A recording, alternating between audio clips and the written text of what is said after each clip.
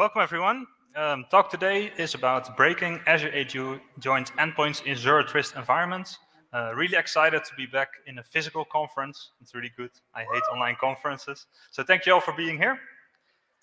A little bit about myself. I'm Dirk-jan Mollema. I live in the Netherlands and I do a bit of a mix of penetration testing, red teaming and security research. I like to write tools that help me doing my work better. And well, some of the better known tools are Minimum6. I wrote Python port of the Bloodhound gatherer. And for Azure, I also wrote row tools, which is one of the Azure tools. I have a blog and I have a Twitter account where I write about my research. Today, I want to get started with talking a bit about Azure AD, what it is, and Zero Trust, really short. And then we'll dive into the technical content, looking at Azure AD device join, how it works and what it does, and how trusted platform modules or hardware-based security plays into that. Then we'll start a topic about primary refresh tokens, how we can interact with them from an attacker's perspective, and what fun stuff we can do with it to play. We'll talk about registering devices in Azure AD on a less official way. And as a bonus, I'll talk about bypassing Multi Factor Authentication if you're an Intune admin in Azure AD. So just to make it clear, today we're talking about Azure Active Directory, not to be confused with on-premise Active Directory. It's completely different, even though it's called partially the same. But if we're talking about Azure AD, it's really the identity platform for all of Microsoft's online services. So that's Office 365, but also the Azure Resource Manager where virtual machines are stored. They all use Azure AD as an identity platform. And also other third-party SaaS applications that you can integrate with it. You can have the authentication done by Azure AD. So we're not talking about infrastructure as a service, or platform as a service, or virtual machines in Azure. This is really about the identity part. I'll also be talking about Zero Trust. It's a bit of a buzzword, but in the end, Zero Trust, at least the way that Microsoft explains it, is really about combining identity information. And that can be from user identities, so that's what you see on the top, and also a device identity. So the idea is that if you combine those two, then a user is using authentication on hopefully a trusted device, and based on that, Zero Trust can make decisions whether or not you're allowed to access, for example, sensitive information.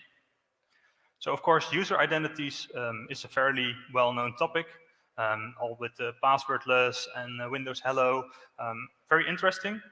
But what's a bit less well talked about is device identities and how they play into this whole thing. So device identity is really a device that is registered or joined to Azure AD. Now, device identity doesn't necessarily have to be a Microsoft product or a Microsoft physical product. It can also be your mobile phone, or it can be, for example, a macOS laptop that's joined to Azure or registered in Azure AD. And when these are registered in Azure AD, they have a device object. So it's like an identity object, but then for a device instead of a person. And of course, devices that are in Azure AD can be managed by a mobile device manager such as Intune. So there are a couple of options to register your device in Azure AD. I think the full or the modern new option is Azure AD joint. Then a device really only knows about Azure AD. It's not linked to any on-prem stuff anymore, but it's only for Windows 10. So it's supposed to be used for corporate-owned devices, and they're fully managed and joined to Azure AD. There's also like a bit less strict variant, which is Azure AD registered. That means that the device isn't fully managed, but only part of it is managed. You could, for example, do this for bring your own device, or on Android or iPhones, you can have like a container within which the work data is stored, and then that part is registered in Azure AD, but it doesn't necessarily mean that you have to manage the whole device. And this is also compatible with more operating systems rather than just Windows. Lastly, there's also a hybrid join, which is a bit of a mixed match of old and new. So these are primarily joined to an on-premise Active Directory domain, but they are also synchronized to Azure, and they also have an identity in Azure AD. These are not managed by an MDM solution, but are usually managed by the on-prem ADs or via the well-known group policy objects, for example. In this talk, we'll mainly focus on Azure AD joint or hybrid joint. Azure AD registry works slightly different, but the concepts do have some overlaps. So the device join flow, how does it actually look? Well, when you buy like a new Surface, for example, laptop, and you set it up, you get this screen, and it prompts you to sign in with your Microsoft account.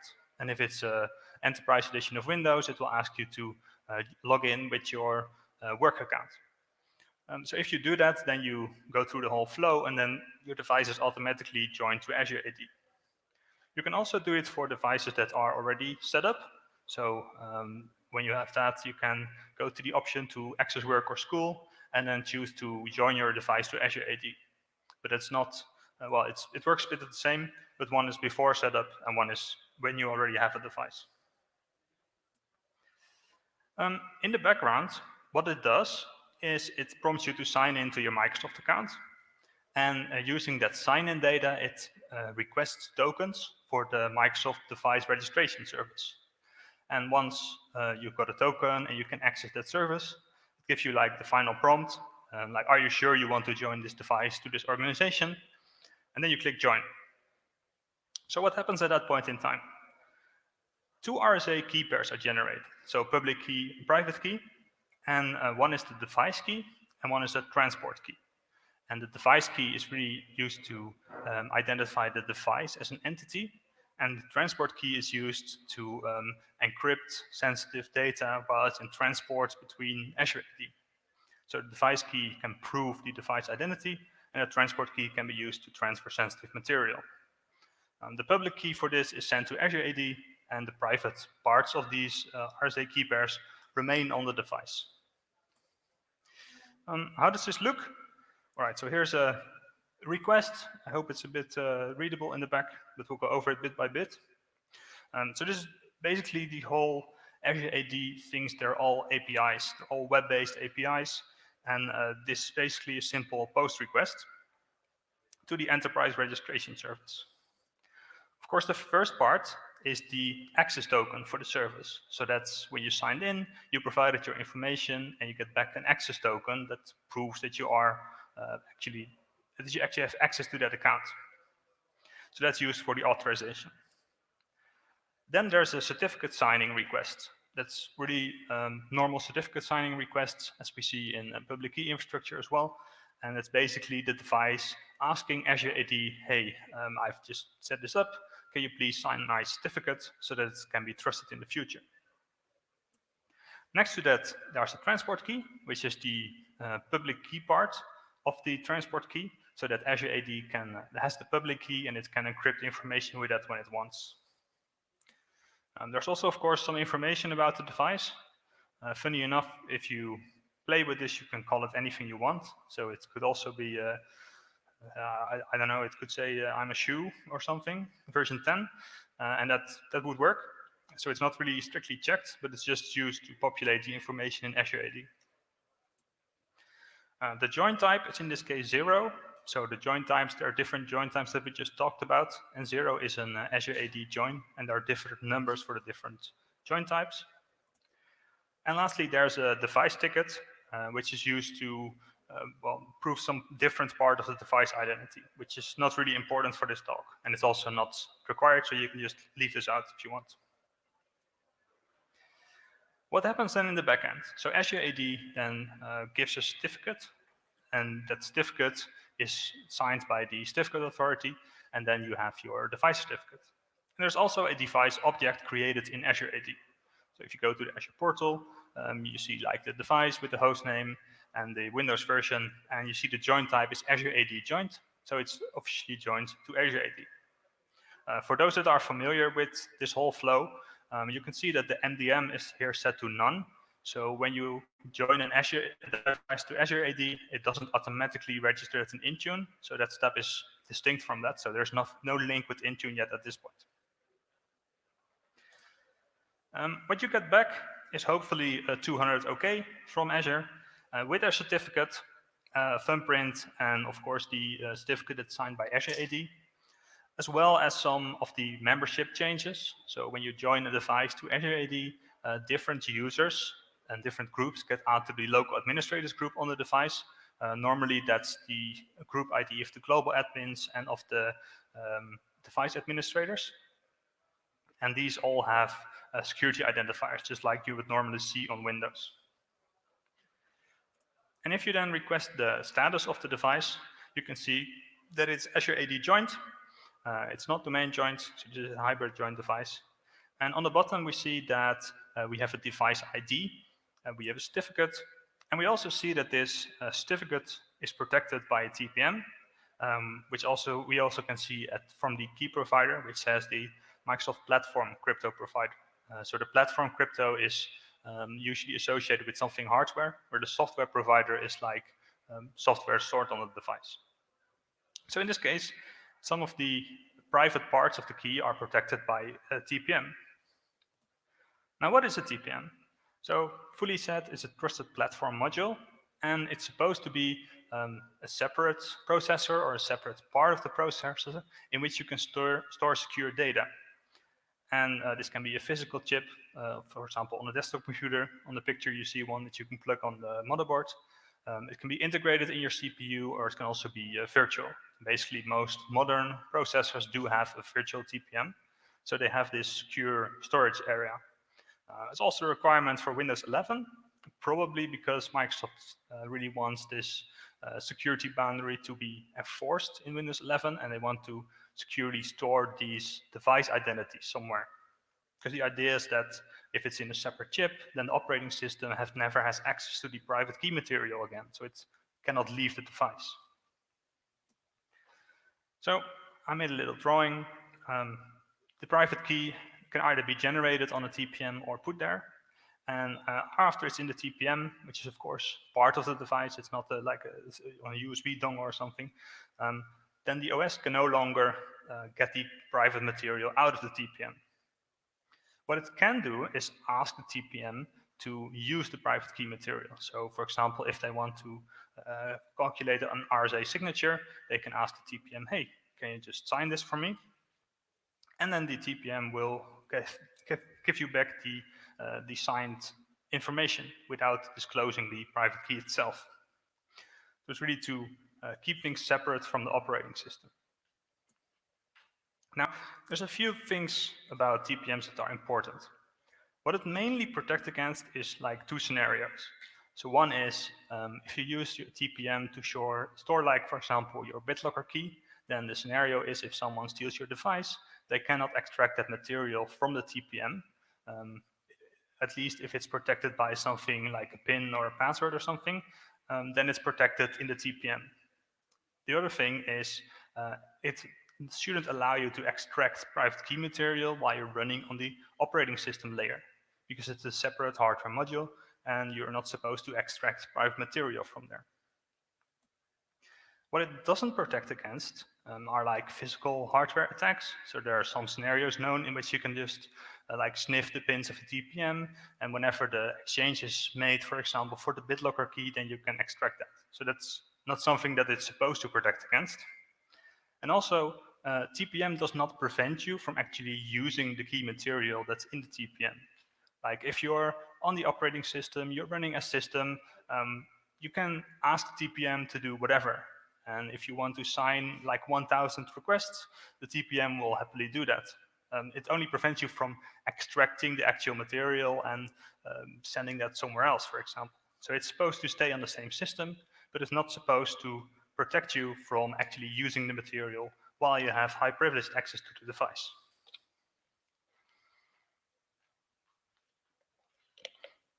So whenever a device is joined, then this private key material is stored in the TPM, if you have one. If not, it's stored in software that's less secure. But after the device is registered, then there's key material for the device identity in the TPM. Now, we have the device registered, and then the user signs in for the first time. So they use the username and password, and then Azure AD gives you a primary refresh token. And a primary refresh token is really also like a persistent piece of identity. So for everything you access in Azure, you can use this primary refresh token to prove that you're that identity without having to enter your username and password all the time. So let's see how that's issued. How this works is first that the device is actually requesting a challenge from the server, from Azure AD basically. That's just because it wants to have a nonce to prevent against replay attacks, so it doesn't. It's not something that's the same all the time. It simply asks you, hey, give me a challenge that I can do something with. Azure AD will then just give you a challenge, and it's basically in the form of a nonce.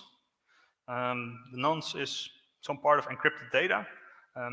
I think it contains at least some form of timestamping, but nobody's sure because Microsoft has the private key to decrypt the nonce and actually see the information that's in there. But it's not like a fully random string. But we can use this nonce, and with the nonce and with the private key, you can generate a piece of data, then sign that, and then Azure AD will accept that as coming from the device. How does that look?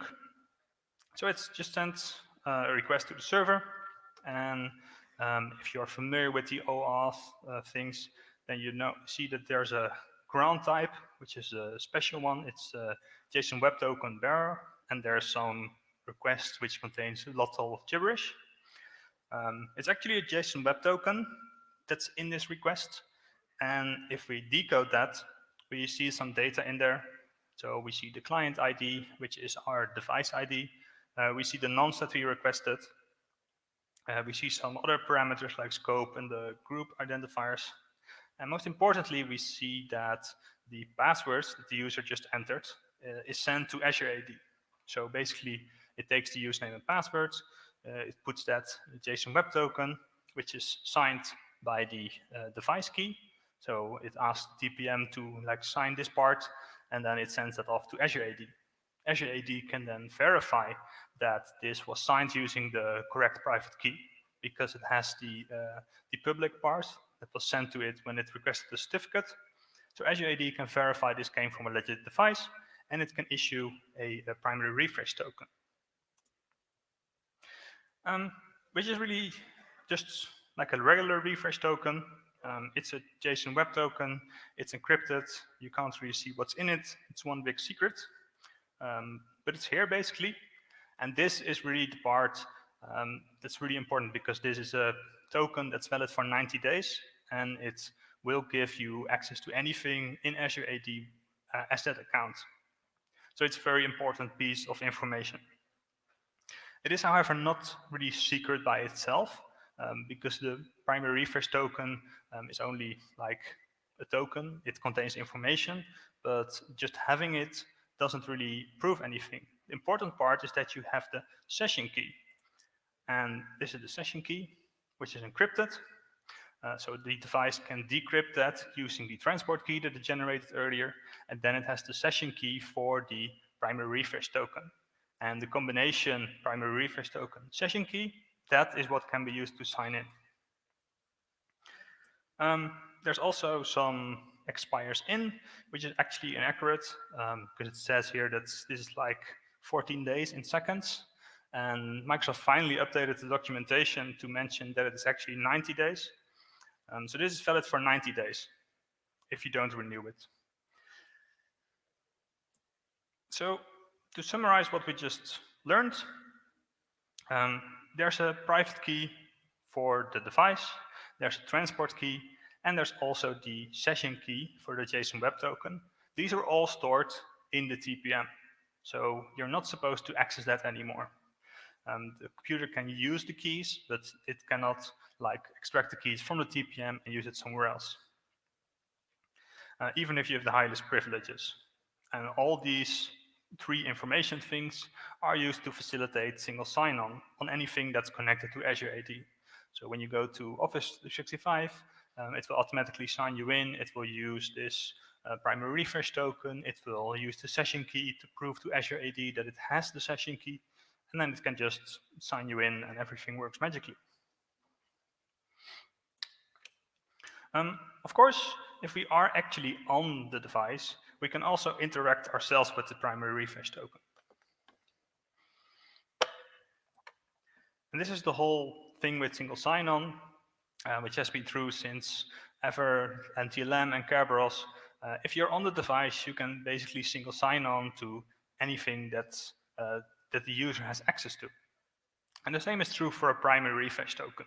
So if you have an application running on the device or a backdoor running on the device as the user, you can simply call some RPC protocol and say, hey, I want a cookie, which will let me do single sign-on in Azure AD.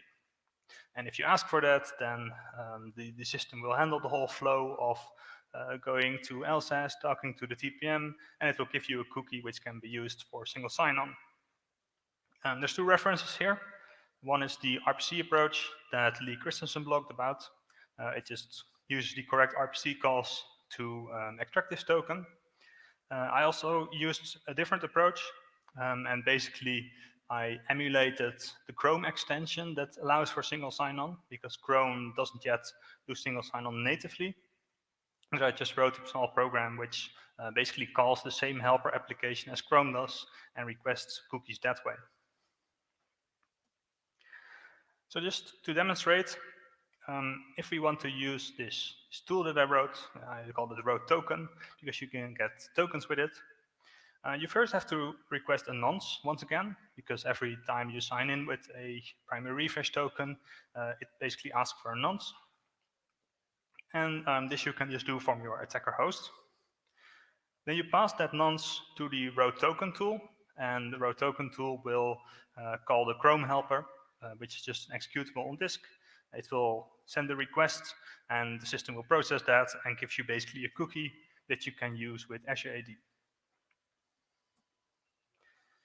So here we see that I'm using the primary refresh token cookie, which is a signed cookie containing the token itself and a signature that it was that's calculated with a session key. So this is the cookie that allows for sign-in, and you see that this issues a token, even though I requested this on a different machine.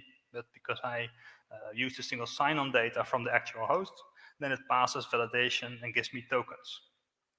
And this is also just in JSON Web Token, so we can decode it, and we can see that Azure AD thinks this token was requested from a managed device that was also domain joined. So if you use the single sign-on token, Azure AD just thinks that it was actually from that device, and you can also bypass policies that require you to be, for example, on a hybrid join device. This basically also works to satisfy multi-factor authentication, because the primary refresh token will often have the multi-factor claim built in. So if you do single sign-on with that refresh token, then Azure AD will also think that you're using multi-factor. All right, so this is from a regular user session. If you have administrative privileges, it becomes a bit more interesting. So I did some research on this back last summer with Benjamin Delphi, known very well as the author of Mimikatz, and basically built a combination of Mimikatz and row tools together that allow you to interact with this primary refresh token. So if you use this Mimikatz plugin, it's called the Cloud AP plugin, and it will dump the primary refresh token information from LSAS. Now, if this primary refresh token is not, or the session key is not stored in a TPM, then the token will basically be in LSAS, and you can just steal the refresh token, steal the session key, and then you can use that wherever. Of course, if the token, if the private session key is in a TPM, then it's not in the LSAS process, and Mimikatz also can't dump it. So then what? I really started looking at how this interaction with the TPM works.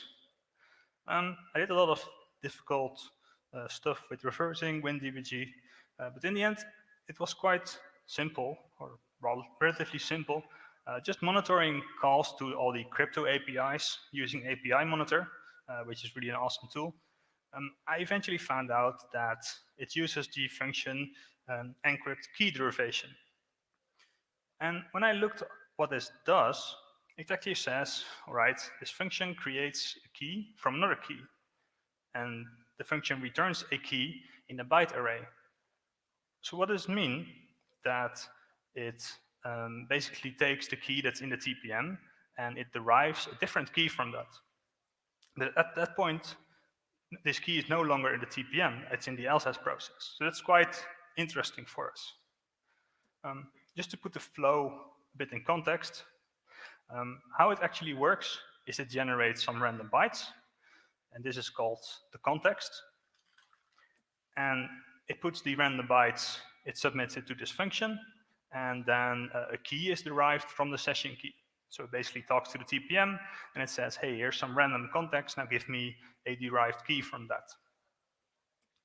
This derived key is used in combination with the primary refresh token to sign the JSON web token, and that together, that's the primary refresh token cookie that we can actually use to sign in. So this whole cookie, this whole piece, that's what we're actually after. And the interesting part, if we look at this from a perspective where we have the else-as process on the left and the TPM on the right, then else-as is sending this random context to the TPM, and the TPM basically gives us back a derived key. And this key is used in the else-as process to sign whichever we want to use. But the thing is, this else-as process, that's running a software. So this is what we have full control over. So what is stopping us from actually just requesting random contexts from the TPM and getting like 100 derived keys that we can then use to actually sign primary refresh token cookies whenever we want? Well, turns out there's nothing actually stopping us from doing that. So Benjamin made a nice function in Mimikatz. You give it the key material required to talk to the TPM, you give it the context, and it will give you back the derived key. And if you do this like 100 times with different random contexts, you can just get a list of future context derived key combinations that you can use many times in the future to use that same primary refresh token. We then go back to road tools. So this is once again the Python code that I wrote to actually use this. And you can then submit the primary refresh token cookie, but also the context and the derived key.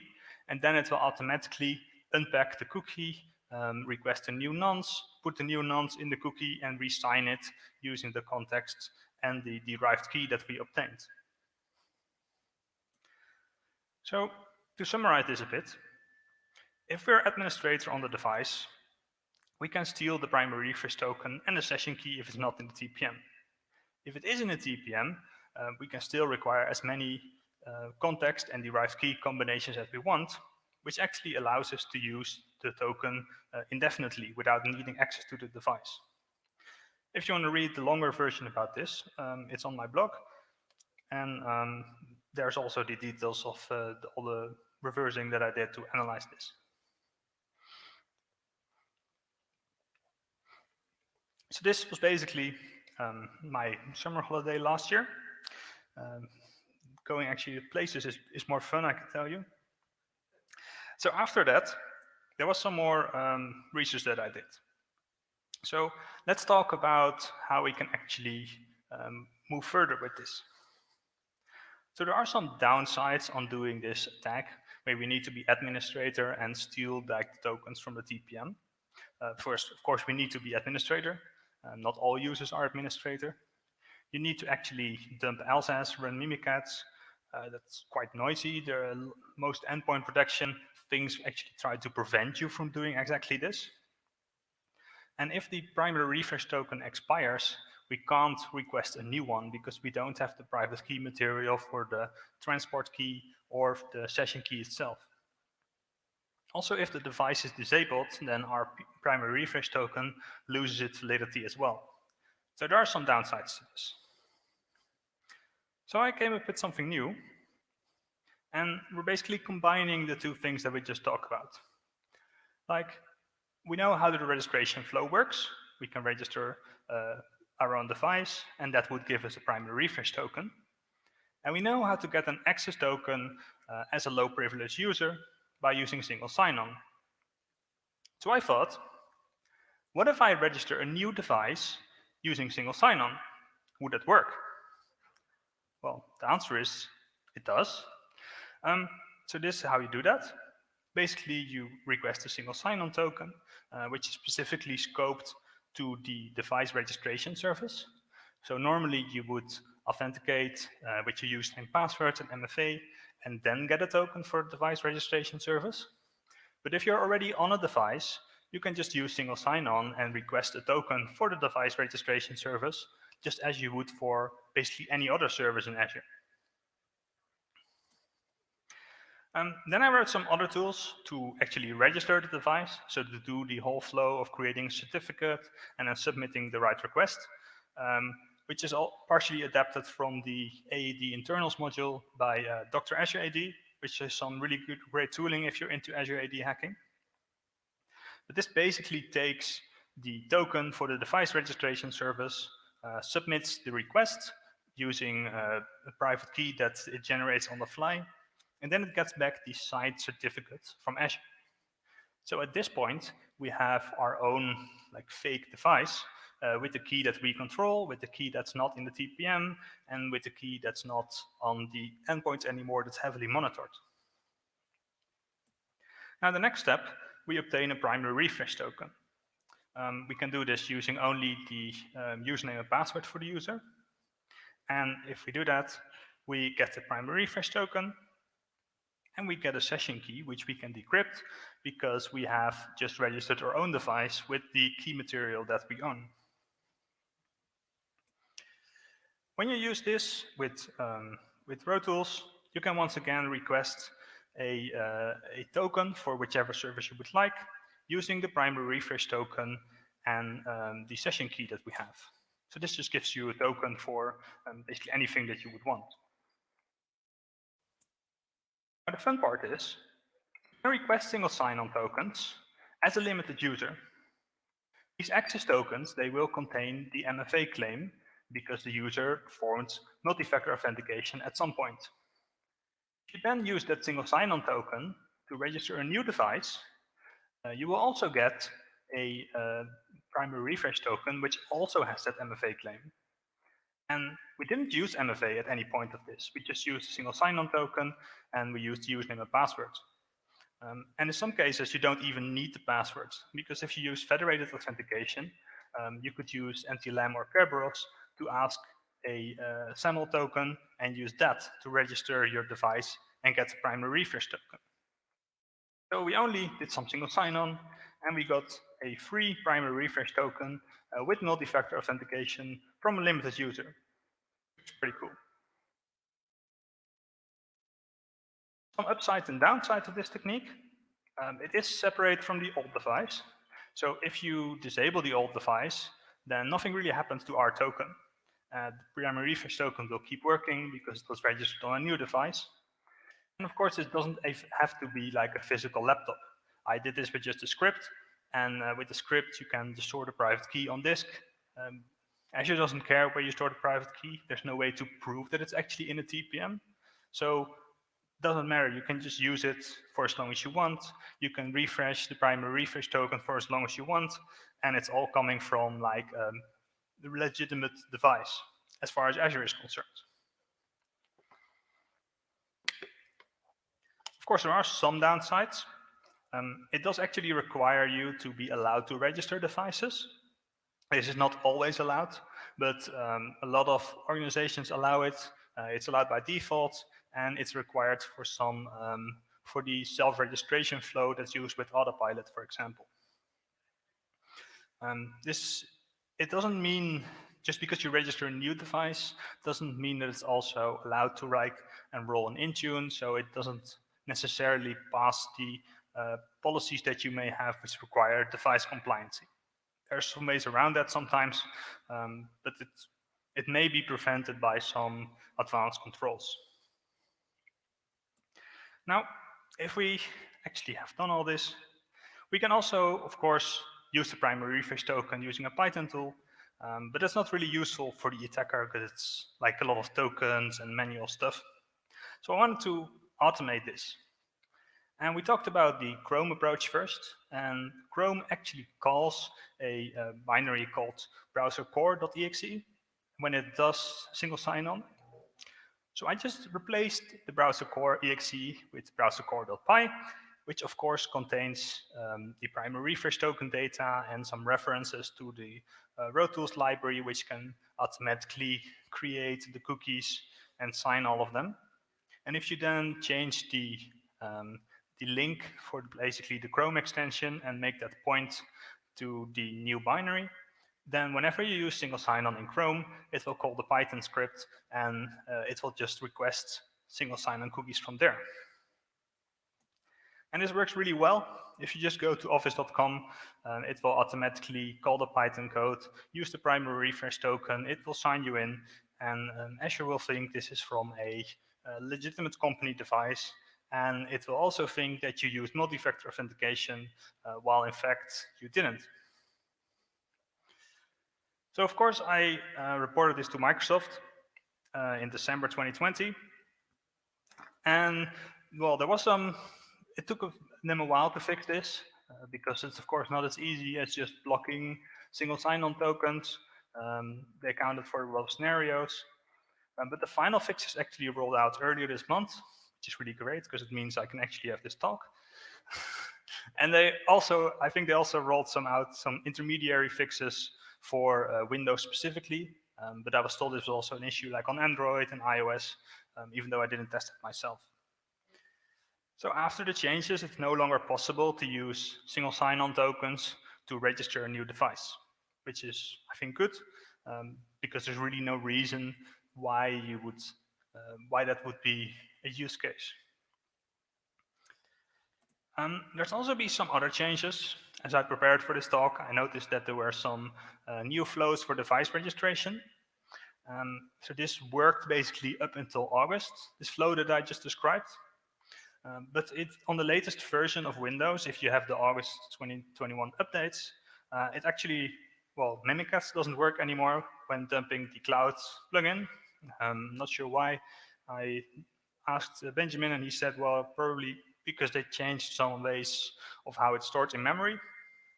And I think they also partially changed how the TPM is involved in signing like this whole cookie thing. So there's like a V2 key exchange method now. I have to research this and see if it's also no longer possible to like hijack the TPM flow and extract keys as you want. So I'm curious how they did that, but I don't know yet. So as a bonus, this whole scenario can also be used to bypass MFA if you have some administrative account privileges. Now, how does that work? If we look at the registration flow, like the legit registration flow, if you register a device using multi-factor, then Azure AD automatically sets you as an owner of that device. Then after you sign in again, then the MFA claim, which is like stored on the device, so the device will have a property which authentication methods were used to register it, and MFA is one of those. And if you then sign in for the first time, Azure AD will just copy the properties that were used during registration to your primary refresh token. So if you used multi-factor authentication to register it, then the first issued primary refresh token will also have the multi-factor claim. Now this is done because the user that registered the device, so the owner, is the one that's signing in. If the user is not the owner, then it wouldn't transfer it. So as we said, the MFA claim is copied, and if you use the primary refresh token then to ask for tokens, then the MFA claim will also be present on the token, so that you did multi-factor authentication once at the beginning, and at the end you can keep using it and don't have to enter MFA all the time. And there's a flaw in this one, and the flaw is here. Because it really issues these tokens, it transfers the claim because the user is the owner, and the owner of the device is assumed to be the one that actually registered it. but it's not actually validated. So there's no proof that it was the owner, or that it was the owner because it registered it, or that the owner was like changed in between. And here's just like, you see the MFA tokens. So what you can do this, if you are someone who can edit the owner of a device, then you can just add like a new owner with the device that you just registered. You can do that using the Azure AD module, for example. So in this case, I'm just connecting to Azure AD and using the PowerShell commandlets to add a new owner to the device as a device admin. And now the device has 2 owners. It can also have 10 owners. And then if you try to do the same thing again, so requesting a primary refresh token, using only username and passwords, then it will automatically get the multi-factor claim also in the token. So if you have this account and you have some passwords for users, you can just request as many primary refresh tokens as you want, including multi-factor authentication claims, even though you never actually had the multi-factor authentication for that user. So I reported this in May, and well, there was some discussions because initially they weren't convinced that it was actually an issue. But after some discussion, they accepted this as a vulnerability in July, and they actually fixed it in August, so that was relatively quick. And now there's like no longer that the MFA claim is transferred if you request a refresh token after device registration. So they've really decoupled that part, which I think is good because it wasn't a very solid security measure. So what can we learn from this talk? I think one of the most important conclusions is that single sign-on still breaks security, even in 2021, as it has been for like forever.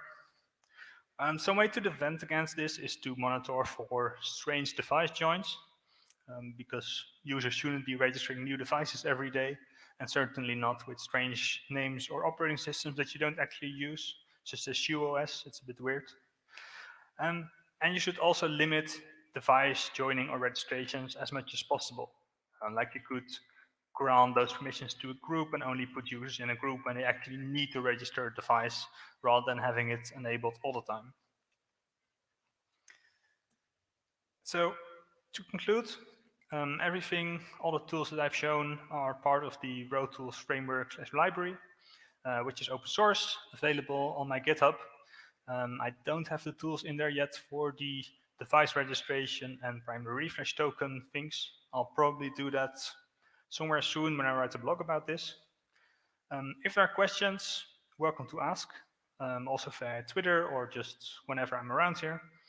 And I do have quite some Road Tools stickers with me, so if you like stickers, then just come pick some up. Thank you.